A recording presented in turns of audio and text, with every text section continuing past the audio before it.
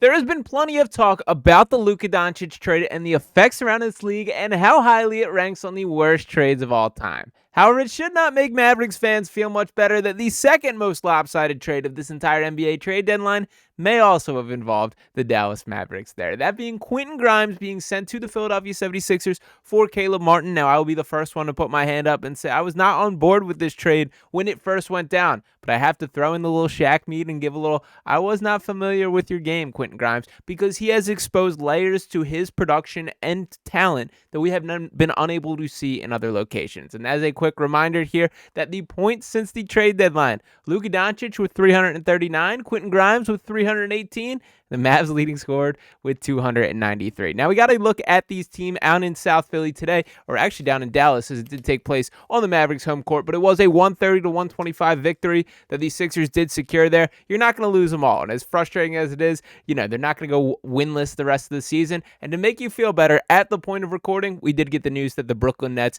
did produce a victory today, while the Toronto Raptors did suffer a loss on a attempted game-winning three-pointer that was blocked by none other than Matisse Thybulle. So the tanking race continues to heat up. To acknowledge a little bit of what that looks like here, and I did take this screenshot before those games went final, it is going to be the Brooklyn Nets with the exact same record as the Sixers still. The Raptors did drop a game, so moving a little bit back in that direction, but the Sixers are still locked in with that sixth spot. They'll be directly tied with the Brooklyn Nets there. So the Nets is really who the focus has shifted to from a tanking perspective. Toronto had won 6 of their past 7, which is insane there, and one that they're actively trying to get. This was another scenario today out there in Portland where they were resting Scotty Barnes in the fourth quarter and all this sort of thing that I think is the issue with tanking, that to me that is far more egregious. A team like that who has their best players available. A better example of this would be the Utah Jazz last week in a game. Lauri Markkanen scores 16 points. This was Friday night. Scores 16 points in the first half.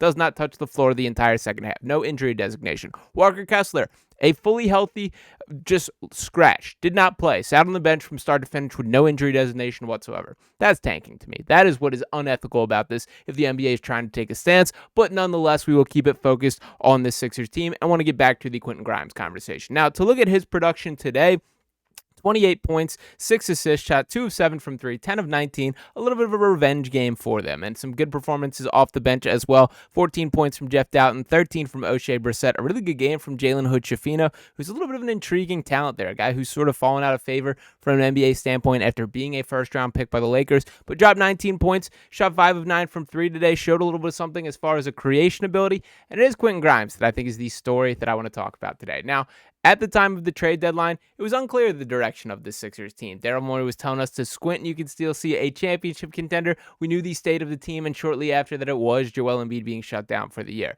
But Grimes was a little bit of that middle ground move, is that he does help this team win games in the short run, but it is really the long-term appeal of what he brings. And to throw a reminder of what Grimes particularly brings, or was brought to Philadelphia with, it was the trade that sent away Caleb Martin. As the first article states, Philadelphia 76ers president of basketball operations Daryl Morey announced today that the team has acquired Quentin Grimes and a 2024 second-round pick, the more favorable of Denver and Philadelphia. In exchange, the 76ers traded Caleb Martin to Dallas. Now, they did have to add an additional second-round pick due to some medical situation with Caleb Martin. He's been really limited since he got sent to Dallas, has really barely played to this point, so kind of unfortunate how that is shaken out, but Quentin Grimes is the clear winner, or the Sixers are really the clear winner for getting him. Now, none of this truly matters if they cannot retain Quentin Grimes. That he is an upcoming free agent, and I do believe that was the motivation behind Dallas for moving on him. That they were going to blink at the price tag, or not willing to pay Quentin Grimes, and decided they would better take their chances on a player like Caleb Martin. So luckily, I did have a chance to sit down with NBA salary cap guru Yossi Goslin and ask him a little bit about what is the concept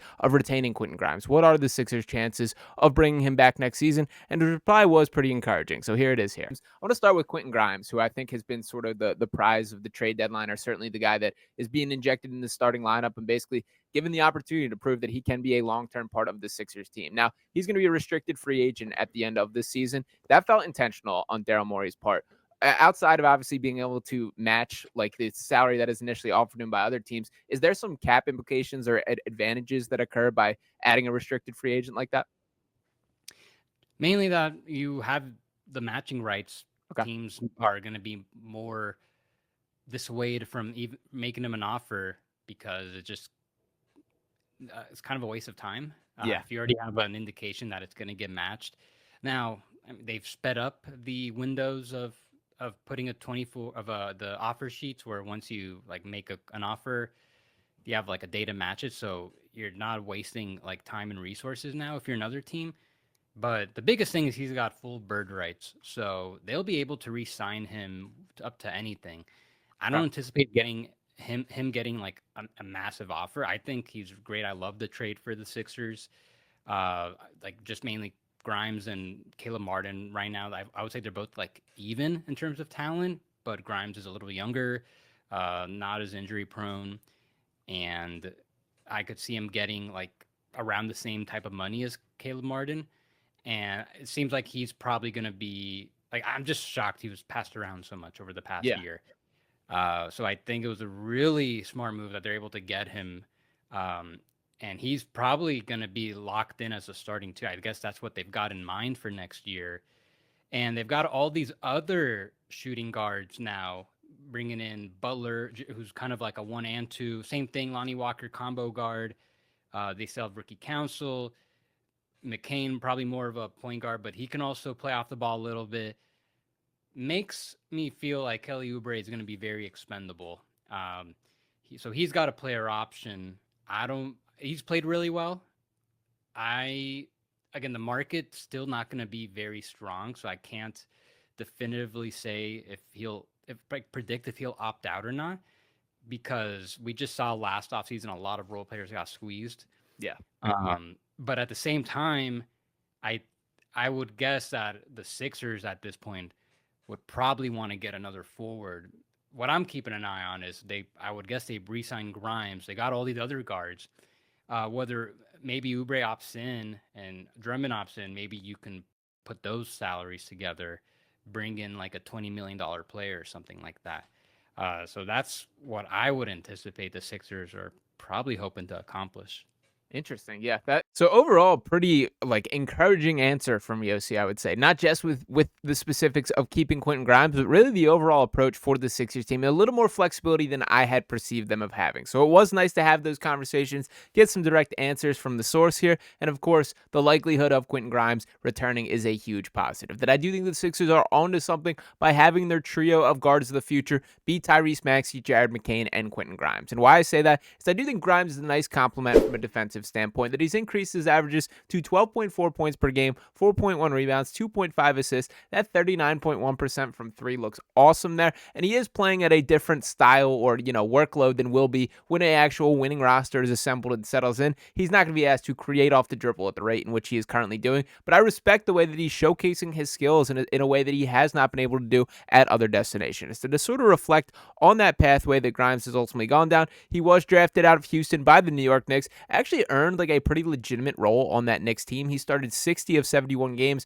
back in the 22-23 season. Then that following year that he was ultimately traded in 23-24, that was a part of the deal. And to pull up that exact, at least the headline of it here, that he was sent to the Pistons in exchange for Alec Burks and of course Bojan Bogdanovic there. This was a little bit of a win now move by the Knicks as they sort of flipped into this fake good team that they currently are. They were trying to contend, trying to go for it. And this was one of the perceived moves that they could increase the ceiling of their team. Ultimately did not really play itself out this way, and frankly, I think that was a mistake on their part in the long haul. But regardless, it has taken till now until Grimes to fully find his footing. To kind of reflect on things from there and to pull up that again, that he was traded to the Detroit Pistons, spent just 6 total games in Detroit to close the season. I believe he dealt with injuries there as well, so not a ton to take away. And then in the offseason, he was traded to the Dallas Mavericks. This was more of a financially motivated deal for Detroit specifically. It has played itself out for them as they are playing some really high-quality basketball right now, so respect to him. And shout out to B-Ball Paul, who, by the way, taking digs at the Sixers on Twitter, which I don't love there. So